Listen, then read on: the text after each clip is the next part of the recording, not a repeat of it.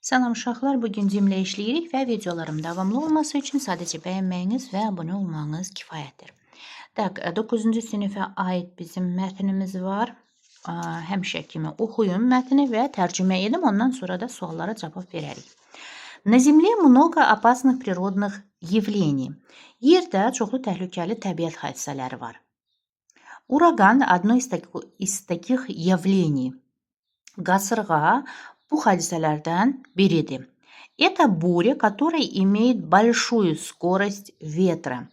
Bu yüksək külək sürətinə malik olan bir fırtınadır da, belə deyək. Средства борьбы с ураганами уже много lет pıtаются найти ученые. Və alimlər deməli artıq uzun illərdir ki, qasırğalarla mübarizə yollarını tapmağa çalışırlar. Но человечеству так и не удалось повлиять на природу.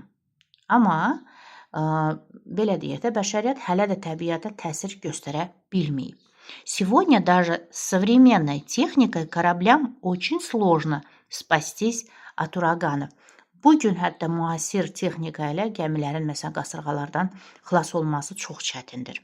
Ежегодно по всему миру происходит несколько десятков ураганов və deyir ki, hər il bütün dünyada bir neçə belə deyək də, bir neçə onlarla qasırğa baş verir. Во время Второй мировой войны им стали присваивать женские имена. Və deyir ki, İkinci Dünya müharibəsi zamanı onlara qadın adları verməyə başlamışdılar. 1955 году была официально утверждена международная система названий для ураганов. 1955-ci ildə qasırğalar üçün beynəlxalq deməli adlandırma sistemi rəsmən təsdiq edildi. Специалисты выбрали несколько групп женских имен для названия этих природных явлений. Və deyir ki, mütəxəssislər bu təbiət hadisələrini adlandırmaq üçün bir neçə qadın adı qrupu seçdilər. В 1971 году группы имен заменили английскими alfavitными списками. 71-ci ildə ad qrupları deməli İngilis əlifbası üzrə siyahılarla əvəz olundu. Первому сильному урагану в каждом новом году дают имя, которое начинается на первую букву алфавита. Deməli, neynirlər? Hər yeni ilin ilk güclü qasırğasına əlifbanın ilk hərfi ilə başlayan ad verilir. При этом за 10 лет ни одно имя не повторилось, поэтому ураганы нельзя перепутать. Və deyir ki, bununla belə 10 il ərzində heç bir ad təkrarlanmayıb, ona görə də qasırğaları bir-biri ilə qarışdırma mümkün deyil.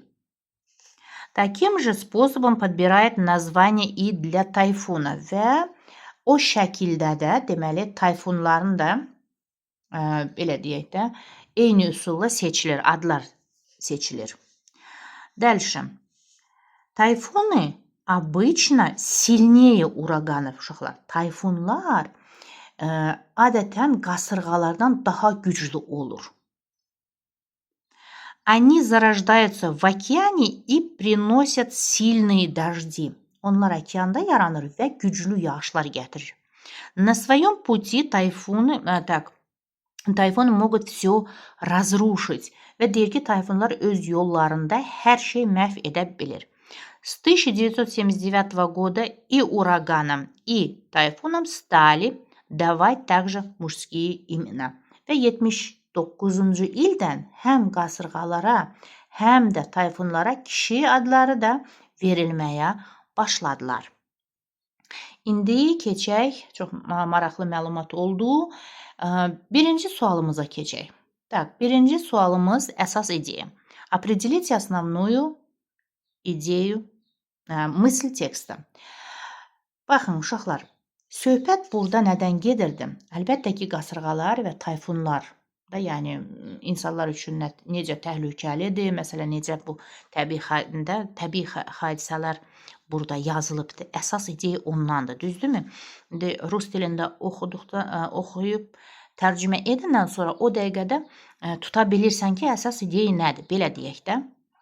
Ona görə də mən çalışıram ki, hər bir mətni tərcümə edim. Çünki birdən rus dilində oxuyub və sualları işləsək tam aydın olmaz.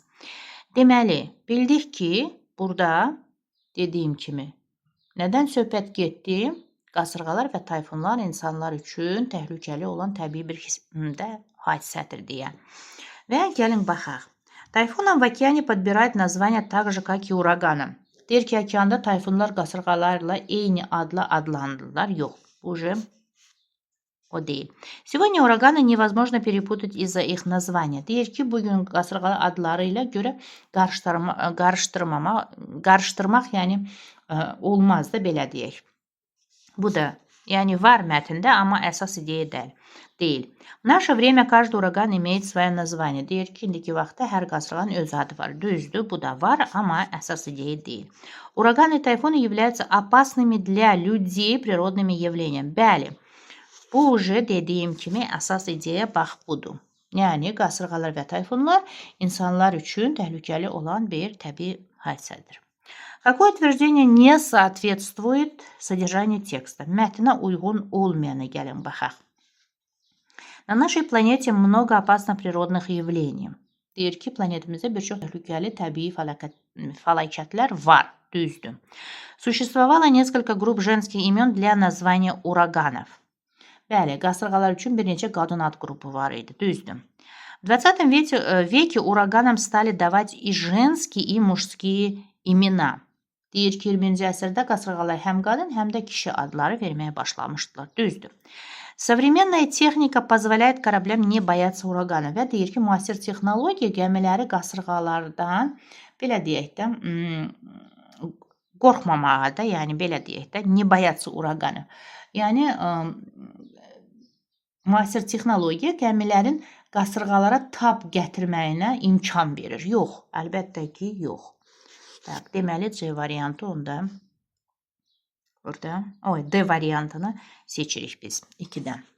Так, дальше. Дополните предложение информации из текста.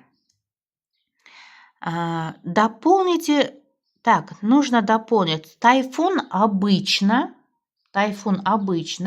və biz də bilirik ki, söhbət burada nədən gedirdi uşaqlar? Yəni, tayfun demişək ki, qasırğadan belə eləyək də güclüdür və okeanda baş verir.